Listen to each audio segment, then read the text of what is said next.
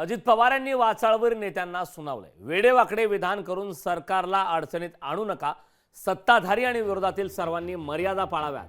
राग येतो मान्य आहे, पण काही मर्यादा असतात असं अजित पवारांनी म्हटलंय.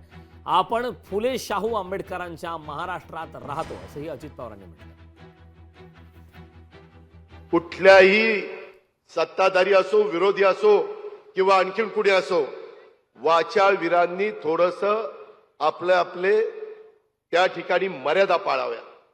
आपण शिवशाहू फुले आंबेडकरांच्या महाराष्ट्रात राहतोय. कुठेही वेडेवाकडे विधान करून मुख्यमंत्र्यांना, महायुतीच्या सरकारला, घटक पक्षांना अडचणीत आणू नये. ठीक आहे, राग येतो, आम्हालाही येतो, परंतु राग व्यक्त करण्याच्या काही मर्यादा असतात. त्याच्या संदर्भात भाषा कुठली वापरली जाते, सुसंस्कृत महाराष्ट्र कसा असला पाहिजे ते यशवंतराव चव्हाण साहेबांनी शिकवलेलं आहे. लोकशाही मराठी ऐका, पहा, जागरूक रहा.